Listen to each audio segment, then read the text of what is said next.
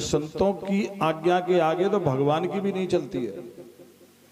भगवान केवल कर्म के हिसाब से फल देते हैं, कर्म से आगे कुछ नहीं कर सकते।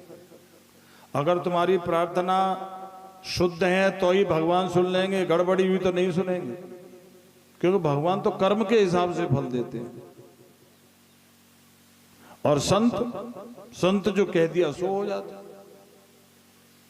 इसलिए अगर किसी आदमी का सर्वनाश हो करना हो तो कोई दुश्मनी की जरूरत नहीं है, संत के खिलाफ कर दे, मंदिर के खिलाफ कर दे, मंदिर की मेड़ काटे, मंदिर की जमीन तोड़े, मंदिर के बाबा जी को परेशान करे, किसी भी धर्मात्मा को परेशान करे, उसका नाश नहीं सर्वनाश होगा, जैसे रावण और कंस का हुआ। त्रिलोकपति था रावण, लेकिन संतों की बददुआ से सर्वनाश हो गया। तो साधु के मंदिर की जमीन जायदाद के खिलाफ सर्वनाश, कुछ नहीं करना है। आत्मा थे जो बड़े, वह हाथ में खप्पर रखते थे, कुछ नहीं रखते थे, और जेठ मास हो चाहे कुछ भी हो, नंगे पांव रहते थे, पैसा लेते नहीं थे, कुछ नहीं लेते थे, कोई चीज नहीं रखते थे।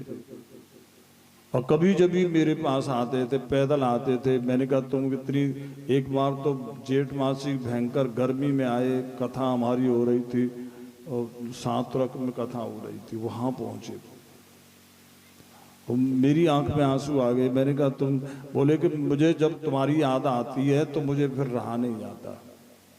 मैंने कहा ऐसी भी क्या दीवानगी है? बोल दीवानगी नहीं, दिमाग खराब होता तो आपके पास आए बिना सही नहीं होता। मैंने कहा चलो आपकी भावना। ऐसे संत थे, बस दर्शन किया लौट जाते। क्या हुआ, जिस स्थान पर वो रहते थे वहां कुछ, आजकल तुमने देखा होगा कि मंदिरों पर गुंडे लुच्चे लफंगे पहुंच जाते हैं। शहर में कहीं भी कोई मंदिर हो, लुच्चे गुंडों ने अड्डे बना लिए। बाबा जी कुछ डर के मारे नहीं कह सकता, वहीं चिलम पिएंगे, वहीं सब कुछ जुआ खेलेंगे, पता नहीं क्या क्या कुकर्म करते। तो वो दो लफंगे थे, जीजा साले थे वो दोनों, और शराब पी करके वहां कुछ करने लगे। बाबा जी ने समझा कि भाई ये आश्रम है, तो बाबा जी को गाली गलौज कर दे। बाबा जी ने कुछ नहीं कहा, लेकिन वो दुखी हो गया। फिर बाबा जी मेरे पास पहुंचा, ये तभी वही सात्रक की बात है, रोने लगा। मैंने कहा तुमने कुछ कहा उनसे? बोले कुछ नहीं कहा। तो मैंने कहा तुमने 2 घरों का नाश कर दिया। मैंने कहा तेने। काफी उम्र थी उनकी, 70 साल के करीब थे, लेकिन संतों में भेष के हिसाब से उम्र देखी जाती है, शरीर के हिसाब से नहीं। वैसे मुझसे छोटे थे। तो मैंने कहा तेने 2 घरों का सर्वनाश कर दिया। बोले कैसे? मैंने कहा उन्होंने गाली गलौज करी, अगर तू कुछ कह देता तो उनका नाश नहीं होता, कुछ दंड मिलता, बच जाते। अब तुमने कुछ नहीं कहा था, उनका सर्वनाश होगा। हुआ ऐसा ही हुआ।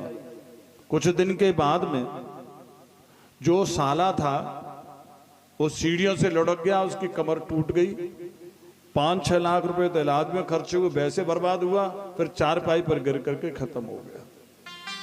और जो बहनोई था वो क्या था, अपनी बिजली पे जा रहा था साइकिल से, और बिजली, बारिश हो चुकी थी, बिजली का तार टूट गया था, लाइन का तार टूट गया था। वो उसकी साइकिल में ऐसा लिपटा कि वो उसको जला करके साइकिल भी खत्म कर दिया, और वो साइकिल सवार भी खत्म, जल करके मर गया। दोनों खानदानों का नाश हो गया। मैंने कहा बाबा जी कर दिया तेने दोनों का नाश। जी नारद जी सोच रहे हैं कि संतों से प्रेम करने लगा तो इसका कोई नहीं बिगाड़ सकेगा, संतों के खिलाफ हो तो इसका सर्वनाश होगा।